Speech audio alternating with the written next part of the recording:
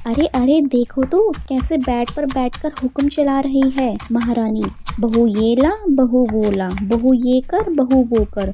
बहू को तो जैसे मसीह ही समझ लिया है। जाने दो इनको कल कलकत्ता, फिर बताऊंगी तुम्हें। आखिर मैं भी दिल्ली की लड़की हूँ। हाँ नहीं तो और क्या। नेहा और मुकुल की शादी अभी 2 हफ्ते पहले ही हुई है। मुकुल की माँ यानी मालती देवी अपने घर में बहू आने से बहुत खुश थी। शादी के बाद मालती देवी की सहेलियां बहू की मुंह दिखाने के लिए घर आई। अरे पूछो मत बहन जी, मेरे घर में साक्षात लक्ष्मी के पैर पड़े हैं। हाँ, अरे देखो, अभी शादी के 2 दिन ही तो हुए हैं, उधर मुकुल का जॉब के लिए ऑफर लेटर आ गया। 2 हफ्ते बाद वो कलकत्ता जा रहा है। हाँ बहन जी, नेहा तो मुझे एक गिलास पानी के लिए भी नहीं उठने देती। बहुत सेवा करती है मेरी बहू।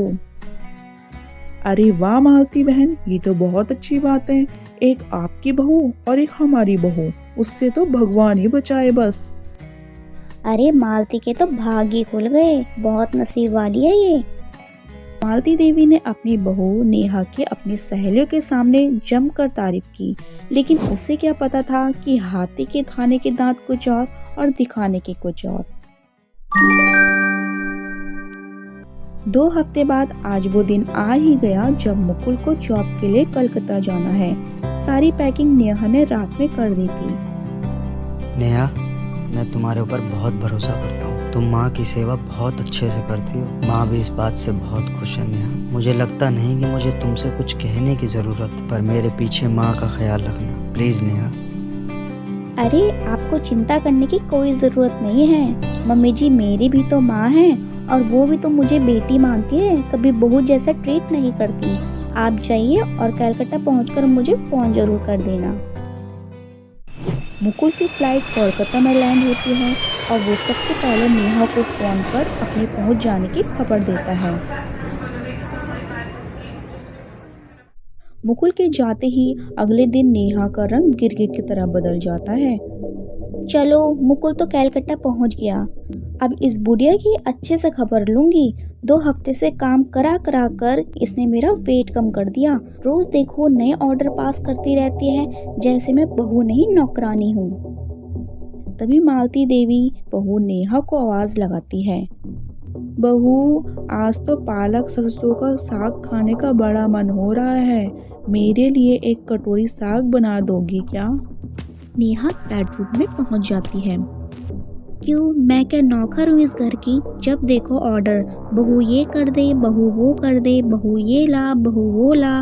पता है दिल्ली में मेरे घर में हर काम के लिए नौकर है। आपको इतने सारे काम होते हैं तो नौकर रख लो ना, मेरे ऊपर क्यों हुक्म चलाती हो? आई बड़ी महारानी साग खाएगी। बहू की बात सुनकर मालती देवी सख्ते में आ जाती है। बहू का व्यवहार रातों रात कैसे बदल गया। वह रात भर सोचती रहती है। मुकुल को फोन करके बता दूं क्या? नहीं नहीं, अभी उसकी नई नई नौकरी लगी है, ये बात सुनकर वो वापस आ जाएगा और उसकी नौकरी।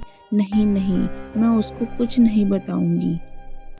मालती देवी इसी बात को सोचकर बहू के हर अपमान को चुपचाप सहती रहती है और कभी चूं तक नहीं करती। अब इस घर में रोजाना यही होता था। मुकुल जब भी नेहा से माँ के बारे में पूछता, वो कोई ना कोई बहाना बना देती। अरे मुकुल, मम्मी जी एकदम चकाचक है। भाई आप चिंता मत करो, मैं उनका अच्छे से ख्याल रख रही हूँ। आजकल तो वो टीवी पर रामायण देखती रहती है, इसलिए बेटे की याद नहीं आती। Oh thank you so much Neha, you are so nice. I will call you later. चलो बाय, टेक केयर।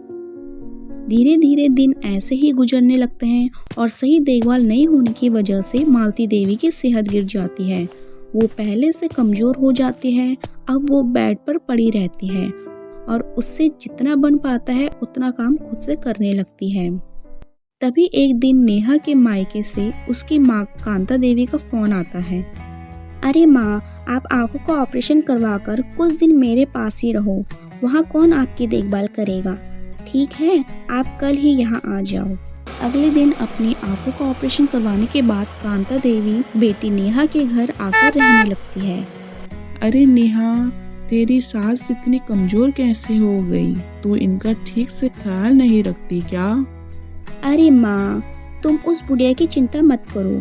मैंने ही उसका खाना पीना बंद करवाया है। सारा दिन कुछ न कुछ ठूसती रहती थी।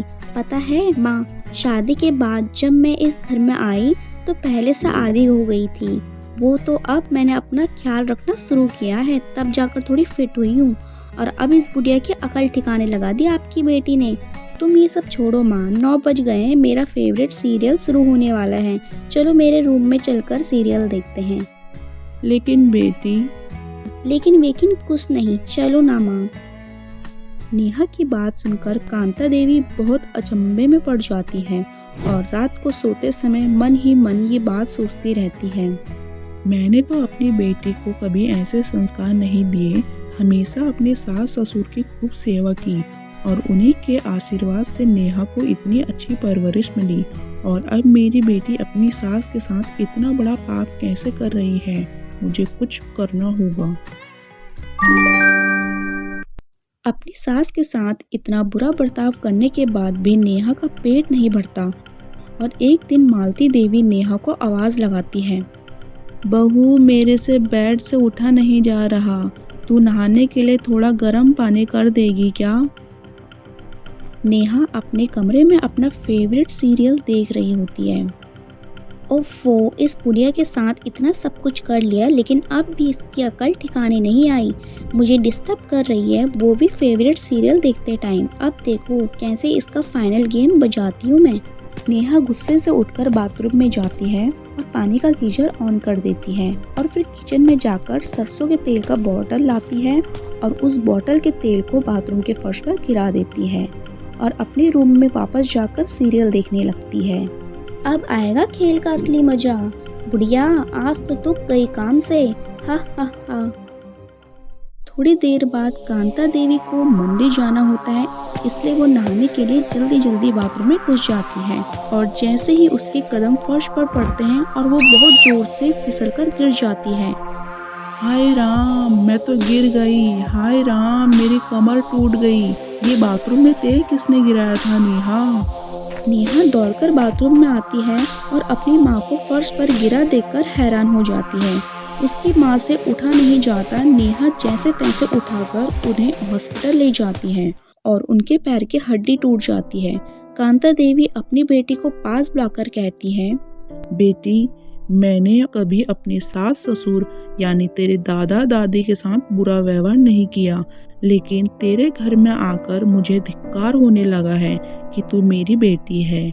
नेहा, तूने तो जाल अपनी सास के लिए बिछाया, उसमें तो तेरी खुद की माँ फंस गई। नेहा, मेरी बात मान, अपनी सास की सेवा करना शुरू कर दे। यह अच्छी बात नहीं है। तू अपनी सास की सेवा करेगी तो मुझे भी अच्छा लगेगा। ऊपर वाला सबका हिसाब रखता है बेटी। मुझे माफ कर दो माँ, मुझे अपनी गलती का एहसास हो गया है। मैं अभी जाकर मम्मी जी से माफी मांगती हूँ। नेहा को अब अपनी भूल समझ आ चुकी थी। इस आपबीती के बाद नेहा ने अपनी सास को कभी तंग नहीं किया और कुछ ही दिनों में कांताबाई का पैर ठीक हो गया। उन्हें अस्पताल से छुट्टी मिल गई और इधर मुकुल भी ट्रांसफर लेकर अपनी माँ और बीबी के साथ आकर रहने लगा। तो दोस्तों, कैसे लगी आपको हमारी यह कहानी? अगर दोस्तों आपको यह कहानी पसंद आए तो इसे लाइक, शेयर, कमेंट और हाँ, सब्सक्राइब जरूर करें और अपने दोस्तों के साथ भी शेयर करें।